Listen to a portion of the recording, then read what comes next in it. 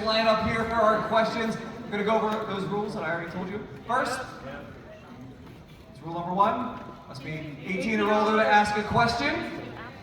All right? Rule number 2 there are a lot of you. Please, no 2, 3, 4, 8-part questions. Find your one best question and ask that. Rule number 3, no request. No, can you say this line? Believe me, there's going to be some stuff coming. So, in order to have some stuff come out of these microphones, we need some people up here.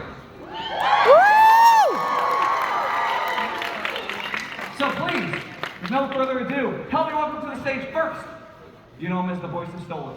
Please help me welcome.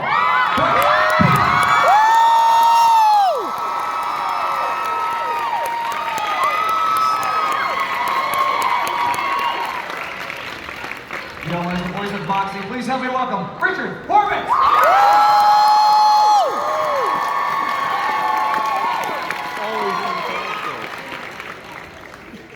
Please help me welcome the voice of Blitz, Brandon Rogers.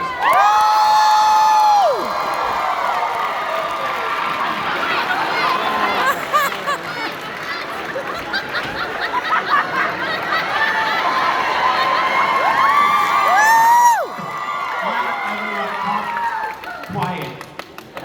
This is a very serious event we're here to do. And if you brought your children, I don't know what the fuck you were thinking. Yes, and I think we still have someone else who's here with us, don't we? For the third time. Oh my God. Oh. You can say whatever you want until the sign goes back up. Tom shit, fuck. For the third time this weekend, help me welcome back to the stage, Vivian Madron.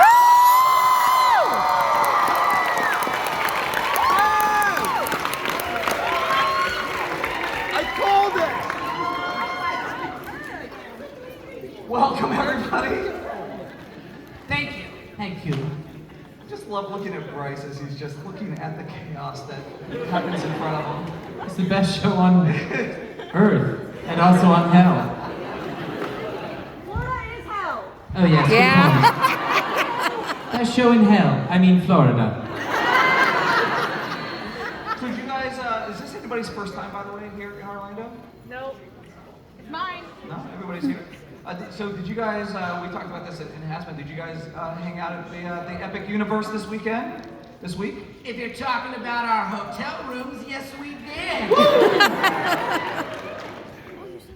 I have been hanging out in less epic universes, but yeah, of all the universes, I've yet to make it to the epic universe. Yeah. I did write Guardians of the Galaxy. That was That's a great one. Oh, and Ratatouille was great. Yeah. Not this year, but last year. And I ate at Ruth's Chris last night. It was fun. Had some lamb chops. Did you have Ruth or Chris? I had lamb chops. This was a fun question during our other panel that I wanted to ask you guys. So if here in the theme park capital of the world, if you could have a ride, an attraction, something based on Helluva Boss or based on your characters, what would the ride be? Blitz's bathroom bash. Well, it's not a ride, it's an experience. Moxie's Musical Mayhem. The Flying Owl Demon. Speaking of music, we're less than a month away now from September 10th. Yes. Big day. Soundtrack coming out. Seasons 1 and 2 coming out on Amazon Prime. I mean, this is... Now, has anybody pre-downloaded the album yet? Yes. So far, if you download on the Apple Music, you get one song. But, Bryce, that is, you will be okay if you, this is, you get to lead the way for the soundtrack. Yeah, it's wild. I mean, we've been hoping and waiting hopefully for this moment. So I'm excited that we can now just all listen to the songs exactly how they're meant to be, which is on vinyl. That's what I'm getting to. The fact that the song is going to be on vinyl in some places is just amazing to me, because I only listen to records. Just kidding. Maybe how important is this for you to hear and see that it is coming out on the soundtrack officially? Yes. Oh, there is one. Where was that microphone, Brandon? Where have you been hiding that? Deep. Oh. I mean, it's super exciting. Obviously, you know, the show has so much music in it, and you know, especially as the show started, it was so scrappy and indie that like a soundtrack and like all that process just wasn't at the forefront of our minds because people were asking for it from day one. Like the second we had a song in the show, they were like, "Why isn't it streaming?" And so it's taken us so long, but like I'm really excited because like, you know, thanks to like partnering with like an actual label like Atlantic, it makes it like you know, this huge moment where it can be supported in like a much grander way. So in a way, it's kind of nice that we waited so long because we were able to like bring it even higher quality, you know. And then with, you know, seasons 1 and 2, and then subsequent seasons coming to Amazon Prime, a lot of folks are wondering if it's going to still have that crassness, the brashness of the first 2 seasons. What can you tell us about that? I can say cunt. I think the most exciting thing about it coming to Prime is there's That Brandon can say cunt. Yes. Yeah, we all can say cunt. Because Solus may or may not. I say see you next Tuesday. I'm wondering if by the end of the show, all the characters will have said cunt at least once. Have you? I don't know if he has. I genuinely. Say it! I wrote it! I wrote the show, and I can't even remember if Moxie has said cunt yet, but I think Stolas has, at some point. Spoiler. But yeah, it's a fun word to write. And also one of the writers is Australian, so it's gonna happen more than one. But what's exciting is with it coming to Amazon, it's gonna be uncensored. So yes, all the really good delivery that you had in episode 3, I think it was. Yeah. Is it that one? And so it's gonna be that's one that had to be fully. I say, well, I'm not going to spoil it, but I say a really good one. They got to bleep it on YouTube. I was very mad. We had to bleep it. And so there's that. And then also, and this is just something like that's fun for, I think, like avid watchers of the show. We actually, like, because we were given a chance to, like, touch the episode again, we got to, like, kind of finesse. With permission. With permission.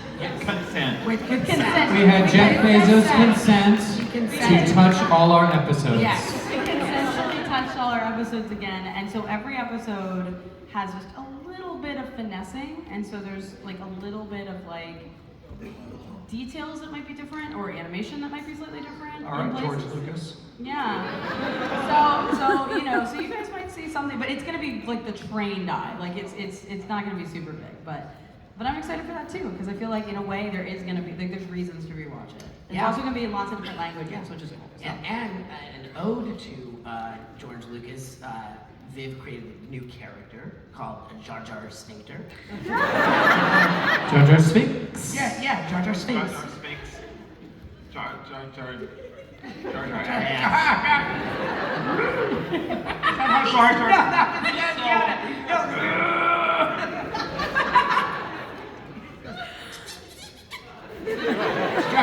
Jar Jar Sphinx.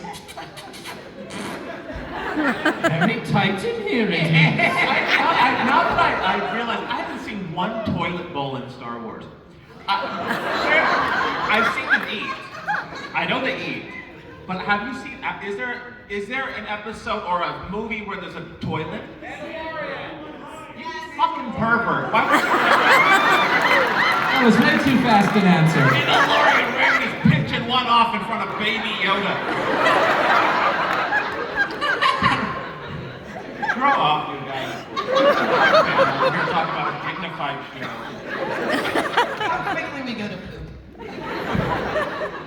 It's all you. Yes, Vivian, where's the pooping in season 3? Nowhere, because I don't think it's funny. But I like how much they talk about it. That's funny. She's pooping as we record, and she's like, "This is not funny. Everyone poops. Didn't you read the book?" I think it's farts aren't funny anymore. Yes, he did say that. Oh, please. And then he proceeded to fart. Come to my house. Amir just doesn't want us to laugh at him so much. Anyway, yes. You were saying. So again, and I mentioned this before, and I love the dynamic of you three on stage and the show together because you do come from vastly different backgrounds. You know, theater, traditional voice acting, content creation, but yet it still flows and works. Like, when did you realize, Vivian, that melting pot could actually work as opposed to going a traditional voice actor route? Oh, that's a good question, because for me, like, voices, like, distinct voices are always, like, crucial to me with character. And so, like, even though there are some legendary voice actors who I'd love to work with, I feel like I hear them, you know? Like, I hear them, and I go, that's that person, or that's that person, and they don't disappear into characters to me. And so for me, I, like, especially with Brandon, you have such a distinctive voice and such a distinctive style, that I was like, oh, you embody a character. Like, I can absolutely hear, like, this character Blitz with your voice, you know? And Richard, same thing, because I feel like, I mean, you do have some of that where there's some iconic characters that, like, you definitely recognize you, but I feel like you just take them to a level where they are a character. Like, I don't think, like, especially now knowing you, when I rewatch Invader Zim, I don't go, oh, that's Richard. Like, I have to, like, consciously make that, and I go, oh yeah, that is Richard. You know what I mean? It Not is. knowing it's you. We like when we forget you're part of it. Did you mean to whisper into the microphone? I just been very proud. Yeah. You just have to have a distinctive voice. You also have a distinctive odor.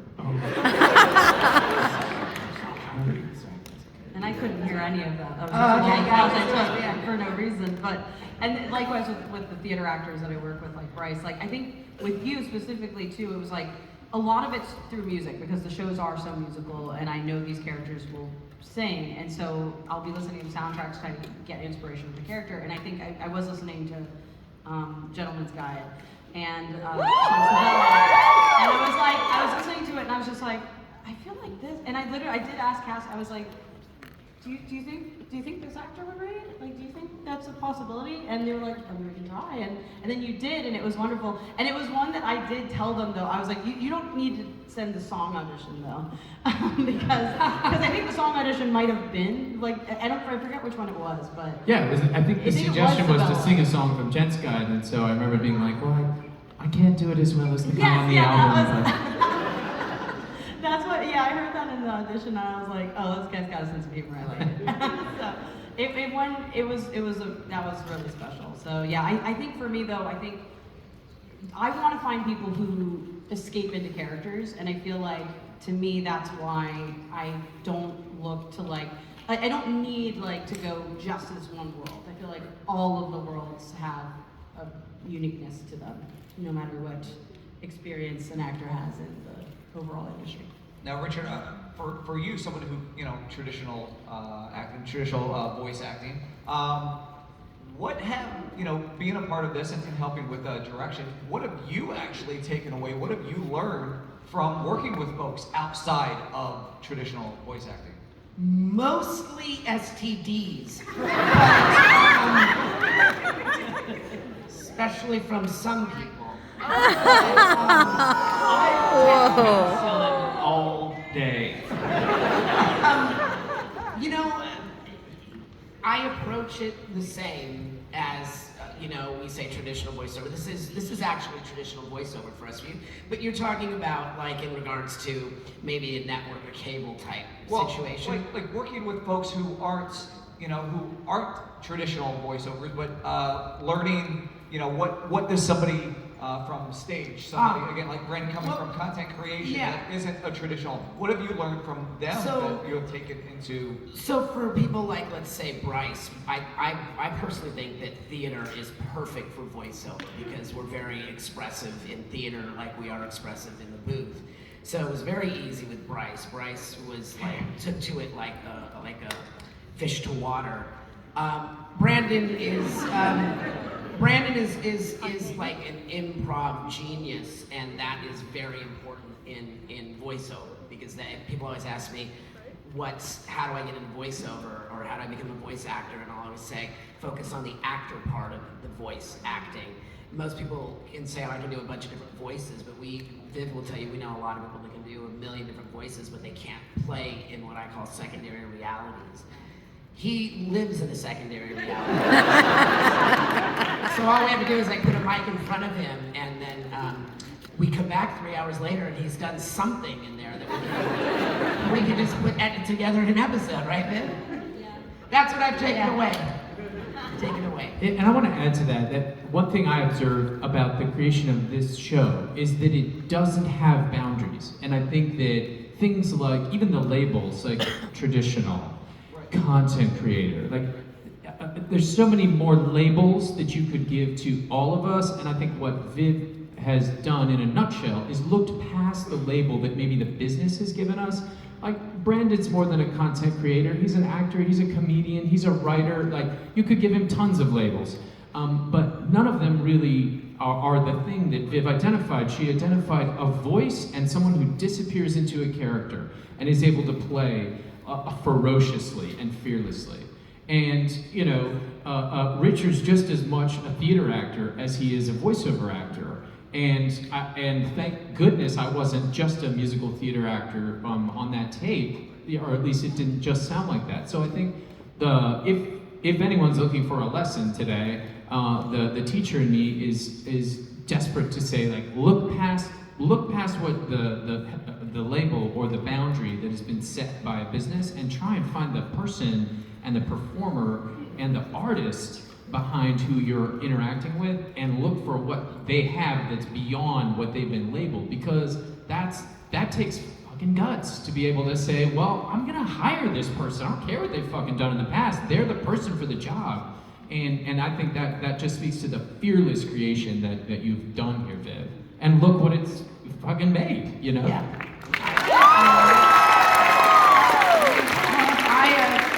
I have labeled Brandon though. 50% polyester. He's also peed on me. Yes. Brandon, I'm wondering, how hard is it for you to write for yourself? Like, you know, writing for other people is one thing, but then writing for yourself, maybe trying to set that boundary between, oh, I get to say all the good stuff, but, Yeah. you know, balance, you know, like, I can't take all the good stuff. It does kill me. There are some. I have a whole like list on my phone, like a notes document full of just one-liners that come to me from the ether that I have no context for. But I'm like, I'll find the right context for this line. It's just I love the way this wording is. I have a ton of these, and sometimes I'm like, I gotta give this one to Moxie. I gotta give. I wanted to say this, but I gotta give this one to. There was a line where I had recently in one of my own videos.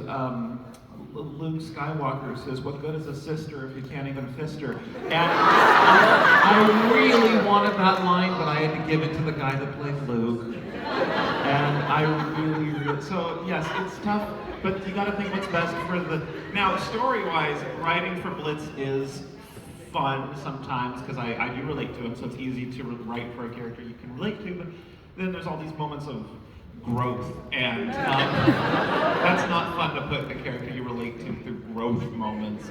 And I think there's lots of opportunities for Blitz to grow in season 3. So yeah, it's not easy for me to write times where he's, but that's what Viv's for. Viv is for breaking all of our hearts. Yeah, it's fun. Oh, yeah. I was saying, yeah, Brandon recently did, and you made a post about it. It was really lovely. About you did a really difficult session. Because you were going through a lot, and it was a heavy episode in season 3, like near the end of season 3, just so that you guys know so it's a while from now. But it was one of my favorite episodes to write, because I knew it's like a really heavy episode, and it required a lot from you. And I was like, and you really embodied it in a way that was incredible, and it was a heavy session, and that was one that it was me and one of our writers, Adam, handled. So it was like the two of us. But they're also we are people that you've worked with so much, and I feel like you know, I think that may be added, but like it was a great session, and I recently just saw the boards come in from it, and I like was like, oh god, This is getting me. That was definitely the most, yeah, it was a very emotional episode that involves everyone up here, I think. I'm very, very scared for it to come out. I'm scared to see an animatic. I'm just scared to see anything. I almost don't even want to watch anything of it until it comes out because it is awful to get there. I mean, like, I'm very happy with how it came out, but it was one of the most, it was the most challenging bit of acting I've ever had to do in my life. And it was just on the worst day that I've had like all year. And we go into the studio and then you get this thing and it's like, I don't know what to say, but yeah, it was awful. I was like, use it. Yeah, she was like, use You it. can use She it. threw a box of Kleenex at me. Use it, fucker. And I think she called you ho. Get in there, ho. there, ho. And dance. Yeah. Shake your booty. And maybe you'll get dinner. Get on that pole. Sorry, we call the mic a pole, because sometimes you really gotta work it. Yesterday, we chatted about those fanboy moments where you saw some